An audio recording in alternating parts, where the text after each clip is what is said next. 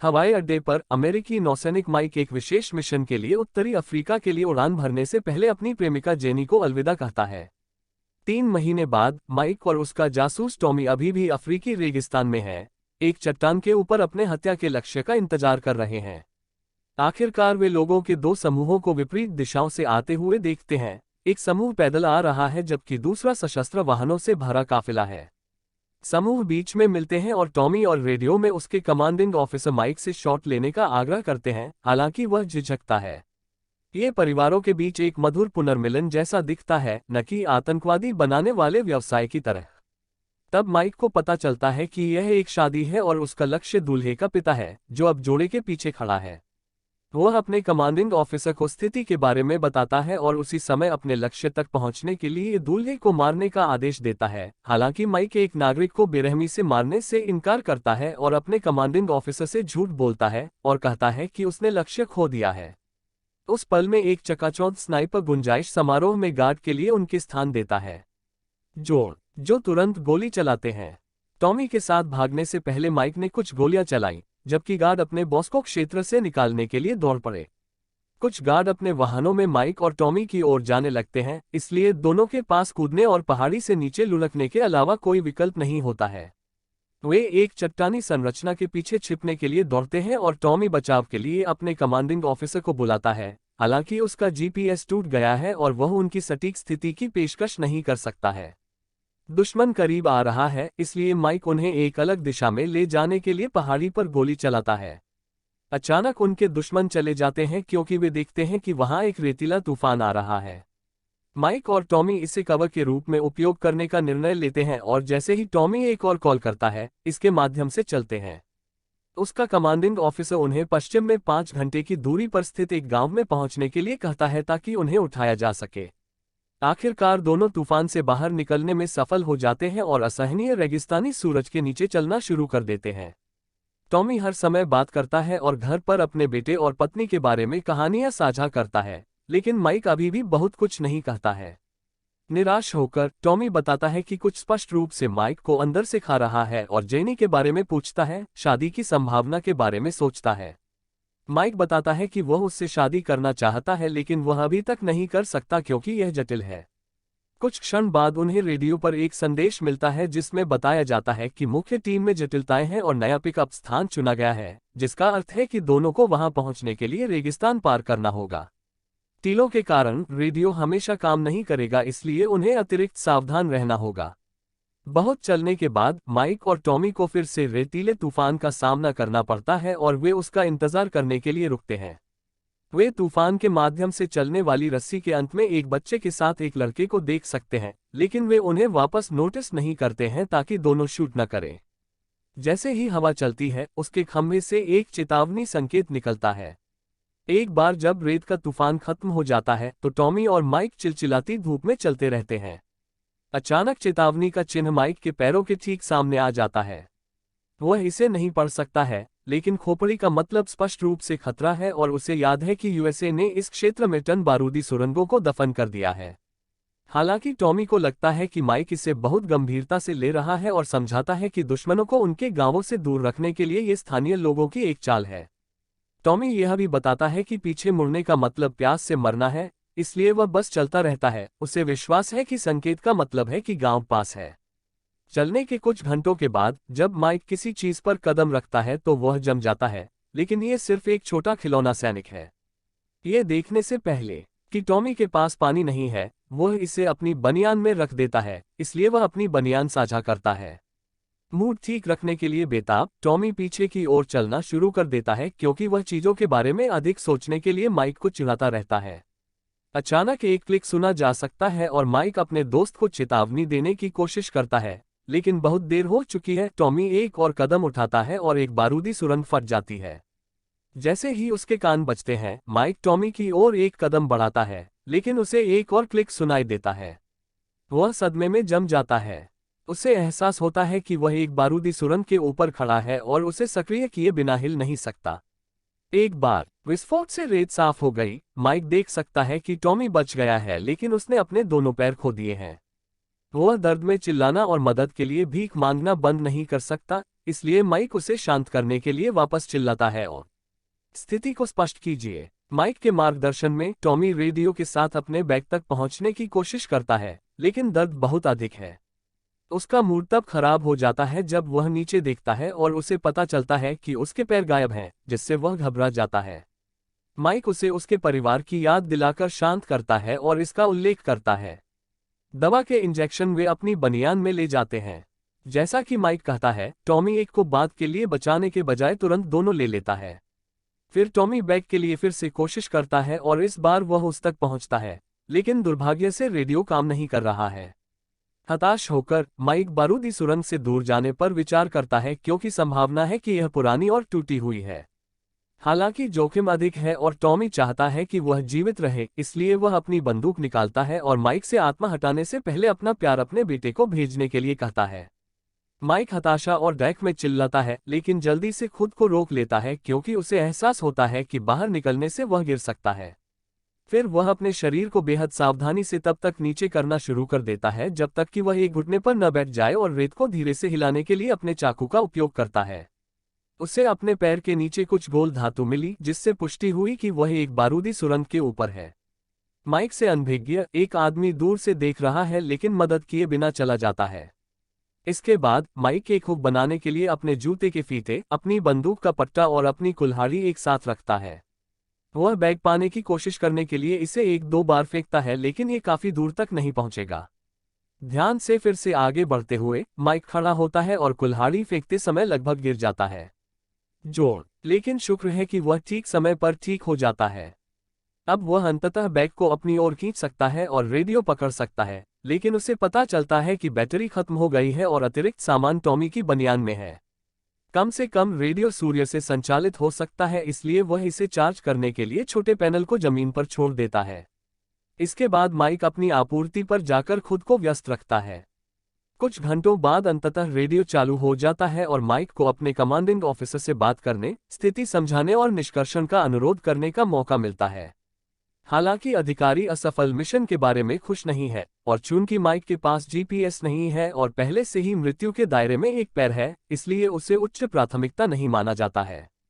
रेतीले तूफान के कारण हेलीकॉप्टर उड़ नहीं सकते, इसलिए माइक को उसे लेने के लिए एक काफिले के लिए 52 घंटे इंतजार करना होगा। माइक को यकीन नहीं है कि वह इतने लंबे समय तक जीवित रह सकता है, लेकिन उसके पास कोई अन्य विकल्प नहीं है और वह अपनी घड़ी पर टाइमर शुरू करता है। कमांडिंग ऑफिसर उसे याद दिलाता है कि बहुत सारी खदानें पुरानी और टूटी हुई हैं और इस समस्या से बचने के लिए एक खाई तकनीक है। हालांकि उसके समझाने से पहले ही संचार बंद हो जाता है।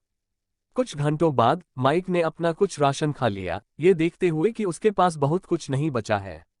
अचानक रेतीला तूफान फिर से आने लगता है, इसलिए माइक जल्दी से अपना चेहरा ढक लेता है, अपनी चीजें पकड़ लेता है और हवा के विपरीत जितना संभव हो सके इंतजार करने के लिए झुक जाता है।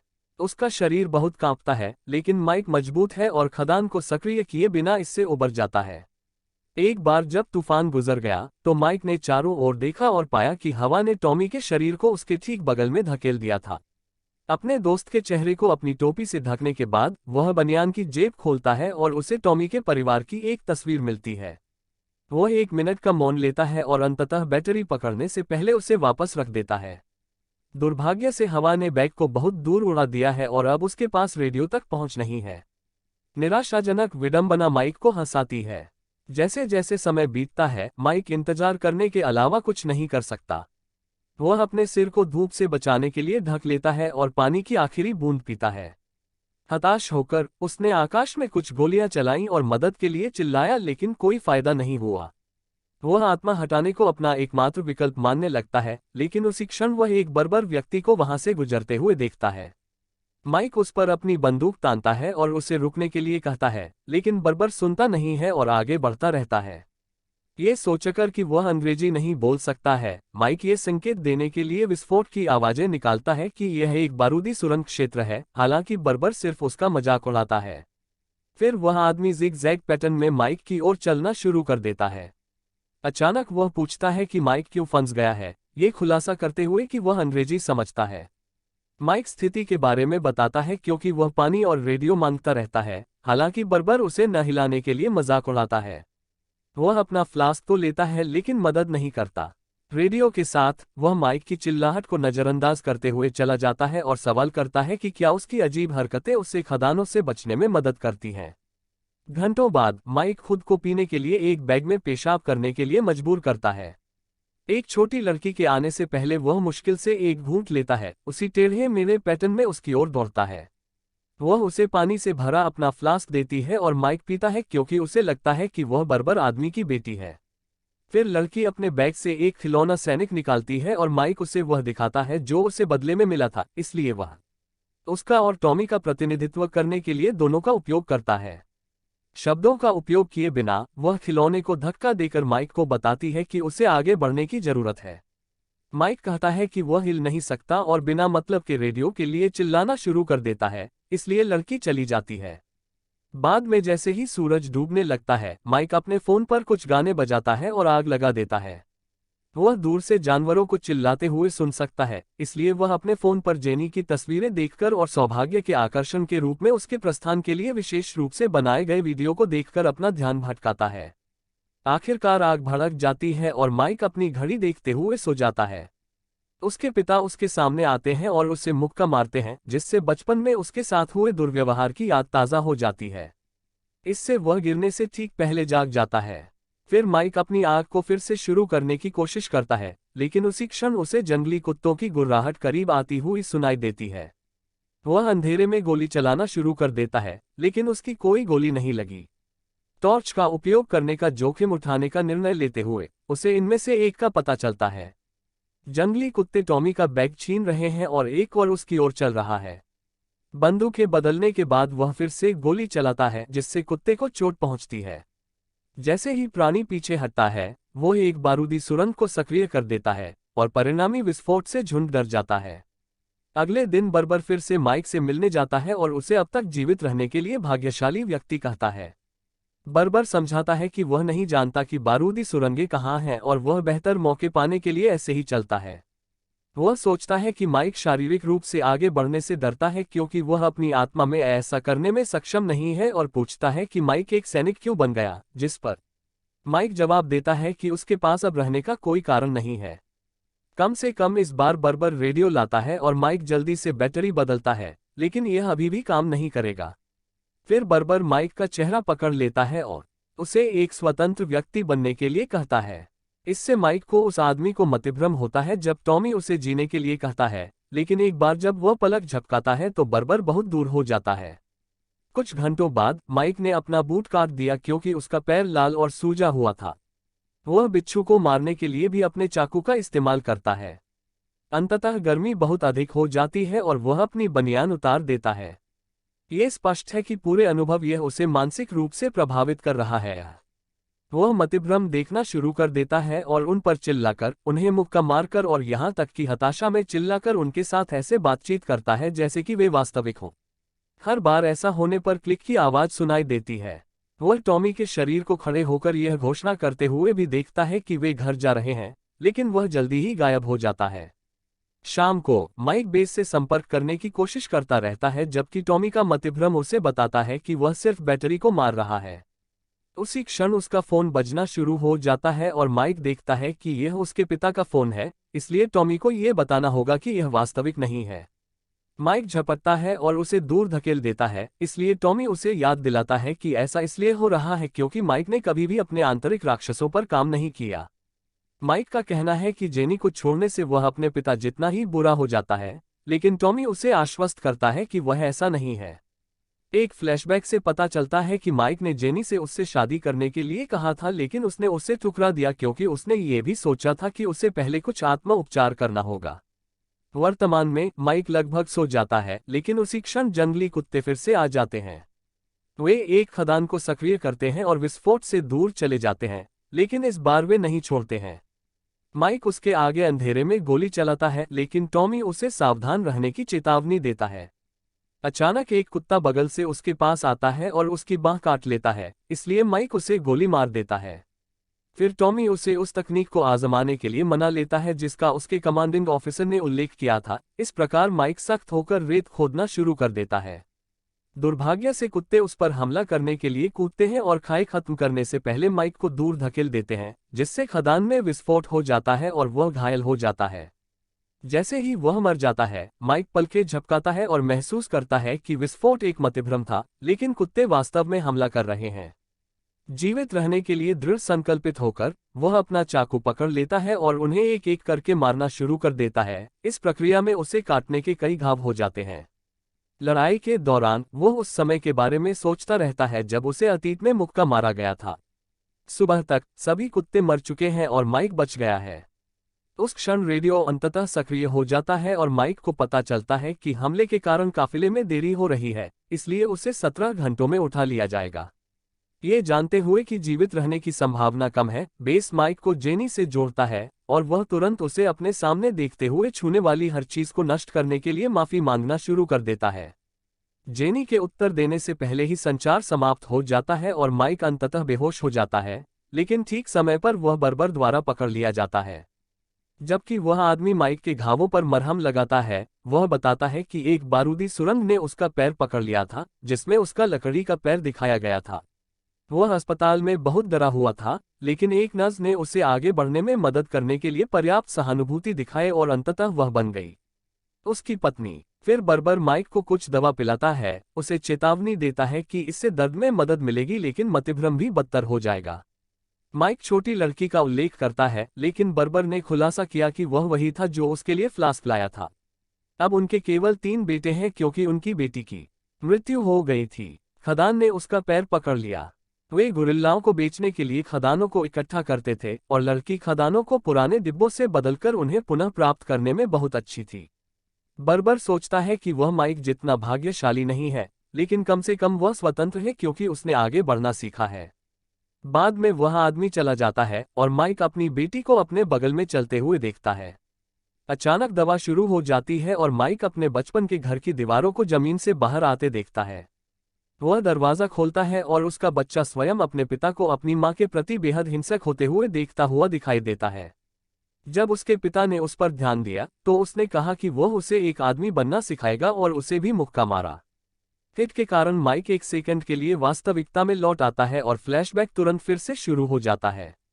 वह जेनी के साथ अपने खुशहाल जीवन को देखता है, लेकिन एक क्लिक की आवाज अस्पताल के बिस्तर पर अपनी मां की याद के साथ बाधित हो जाती है। माइक डर के मारे अपने घर से भाग गया था और अपनी मां को अपने पिता के पास छोड़ गया था, जिसके परिणामस्वरूप वह अस्पताल में भर्ती हो गया। एक अन्य स्मृति में टॉमी और माइक को एक बार में ये देखते हुए दिखाया गया है कि कैसे 2 आदमी एक वेट्रेस को परेशान कर रहे हैं, जो जेनी निकली। क्रोधित होकर माइक उसके बचाव में आया और बहुत सारी दबी हुई आक्रामकता के साथ लोगों को पीटना शुरू कर दिया। मतिभ्रम फिर से मिश्रित हो जाता है और उसके पिता उसे मुक्का मारने के लिए फिर से प्रकट होते हैं। माइक का मन रेगिस्तान और अस्पताल में अपनी मां की मृत्यु की यादों के बीच बदल जाता है, जिससे वह आज भी दोषी महसूस करता है। ये टॉमी की दृष्टि है जो अंततः उसे यह चेतावनी देने के लिए बाहर निकालती है कि काफिला आ रहा है। रेडियो में एक आवाज भी उससे संपर्क करने की कोशिश कर रही है, लेकिन माइक का सूखा गला मुश्किल से बोल पाता है। वह हाथ हिलाने की कोशिश करता है, लेकिन वह देखने के लिए बहुत दूर है।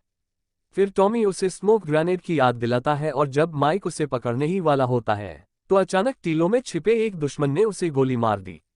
जेनी को हार न मानने के प्रोत्साहन के रूप में सोचते हुए खून बहता हुआ माइक झुक जाता है और अंत में स्मोक ग्रेनेड पकड़ लेता है, लेकिन इससे पहले कि वह इसे सक्रिय कर पाता, दुश्मन फिर से गोली चलाता है और उसे इसे गिराने के लिए मजबूर करता है।